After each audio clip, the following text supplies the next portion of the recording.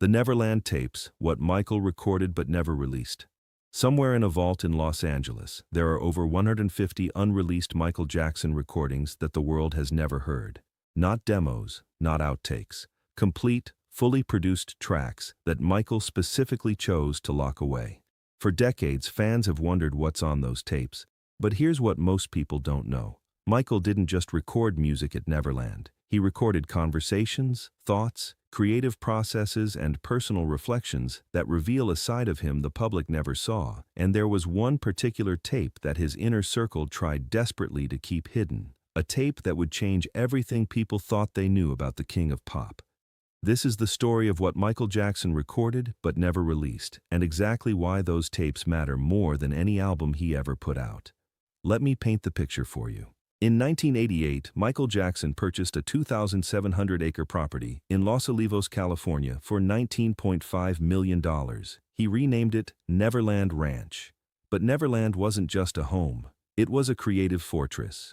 Michael built a private recording studio on the property, a state-of-the-art facility that rivaled any professional studio in Los Angeles or New York. He called it the Neverland Valley Recording Studio. Most people think Michael only recorded there occasionally, between official studio sessions. That's completely wrong.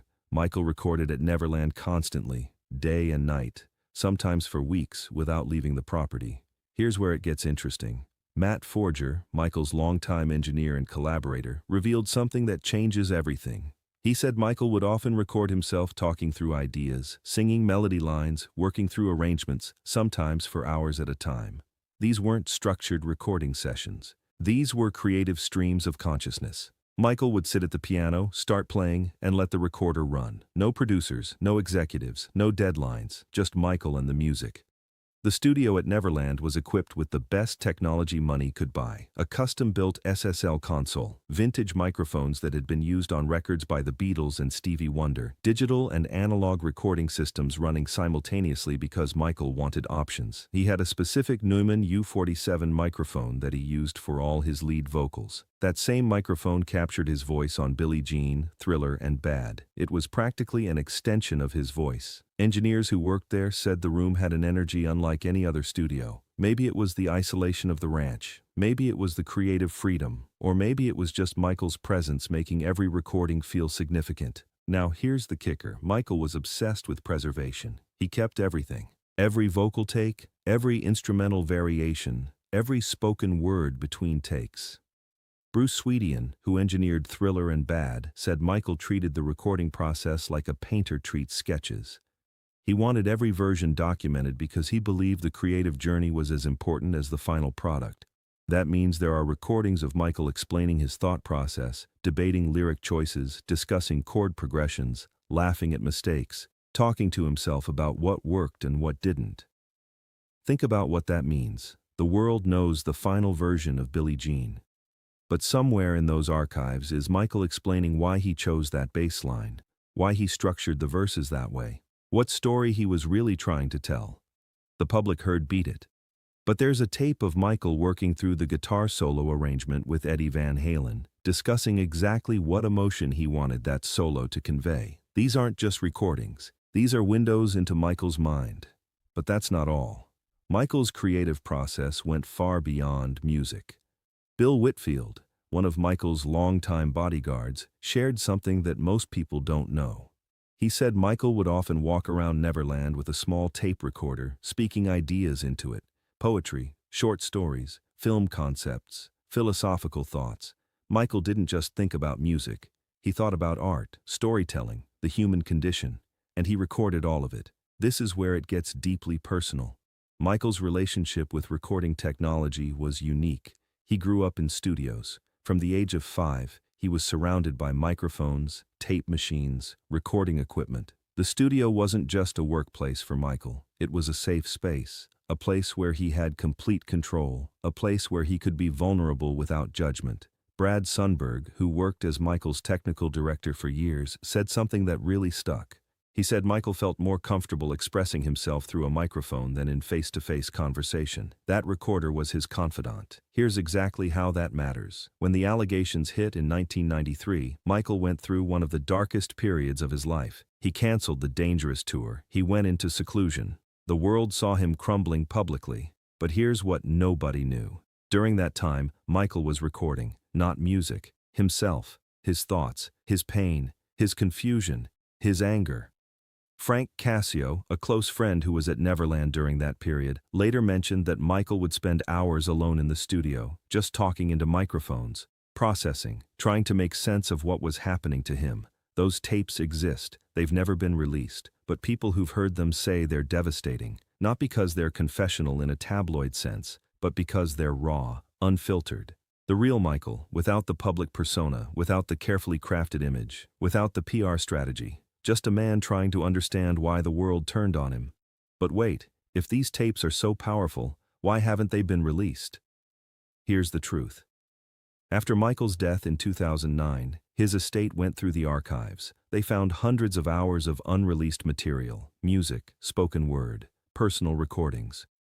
The estate had a decision to make: release everything and let the public decide what matters, or protect Michael's privacy and only release what he would have wanted public. They chose protection. John Branca and John McClane, the co-executors of Michael's estate, made it clear. They would only release material that met Michael's standards. If Michael chose not to release something during his lifetime, there was probably a reason. The estate's job wasn't to exploit every scrap of content.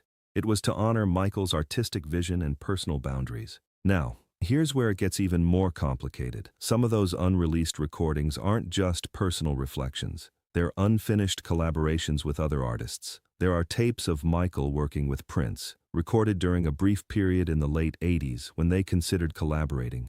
The two met at Prince's home studio in Minnesota. They laid down backing tracks for at least 3 songs, but the collaboration fell apart. Creative differences, ego clashes, 2 kings in one room. The tapes from those sessions capture something extraordinary. Not just the music, but the tension, the competition, the mutual respect mixed with rivalry. You can hear them pushing each other, challenging each other's ideas, trying to outdo one another even in collaboration. Then there are the Freddie Mercury sessions from 1983. Michael and Freddie recorded together in Los Angeles, working on 3 tracks: There Must Be More to Life Than This, State of Shock, and Victory. Some of these eventually surfaced in different forms. State of Shock was reworked with Mick Jagger. There Must Be More to Life Than This appeared on a posthumous Freddie Mercury album. But the original sessions, the versions with both Michael and Freddie's vocals fully realized, those remain mostly unreleased. People who've heard them say the vocal interplay between Michael's precision and Freddie's raw power is unlike anything either artist released publicly. And here's something that will shock you. There are recordings with Whitney Houston, not the duet fans always wanted, but studio sessions where they were experimenting with harmonies, trading vocal runs, working through arrangements for a song that was supposed to appear on Whitney's album. The project never finished. Scheduling conflicts, label politics, industry complications. But those tapes exist somewhere in the Neverland vault, capturing 2 of the greatest voices in music history, creating something the world was never meant to hear. These aren't just historical curiosities. These are pieces of musical history that could reshape how people understand the relationships between the greatest artists of that era. But releasing them requires permissions, legal clearances, and respect for everyone involved. Michael's estate can't just dump everything into the market. Each tape has its own story, its own context, its own complications. Let me break down exactly what's known to exist in those Neverland archives. There are at least 40 unreleased songs recorded during the Bad era. Michael wrote and recorded over 60 songs for that album. Only 11 made the final cut. The rest are sitting in the vault. Some are finished, some are half complete. All of them represent Michael's creative process during one of the most productive periods of his career.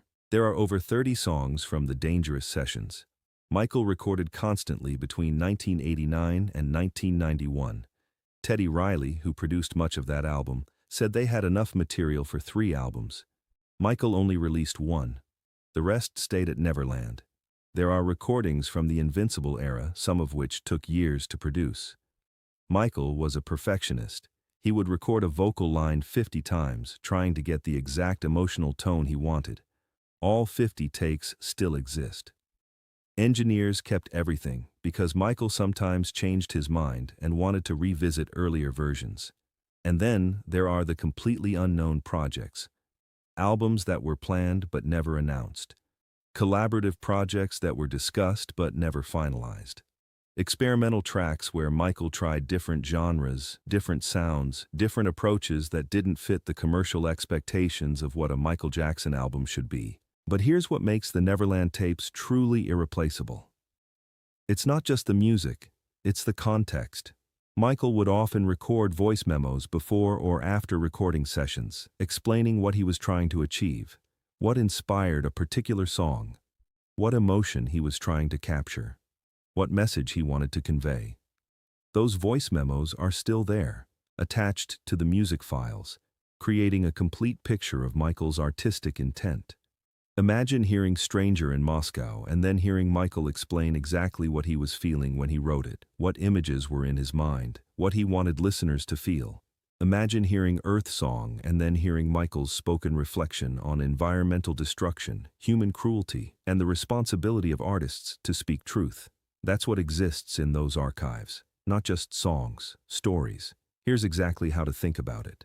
The released Michael Jackson catalog is the final product. The Neverland tapes are the blueprint. One shows what Michael wanted the world to see. The other shows how he got there. Both matter, but only one reveals the real creative genius behind the king of pop. After Michael's death, there was enormous pressure on the estate to release everything. Fans wanted more music. Record labels wanted more product. Everyone had an opinion about what should be made public, but the estate held firm. They released Michael, an album of previously unreleased tracks, in 2010. They released Escape in 2014. Both albums were carefully curated, with input from people who knew Michael's standards. Both were met with mixed reactions because fans debated whether Michael would have approved. That's the impossible position the estate is in. Release too much, and they're exploiting Michael's legacy. Release too little, and they're denying fans access to music Michael created. There's no right answer. Only difficult choices. So, remember those tapes I mentioned at the beginning?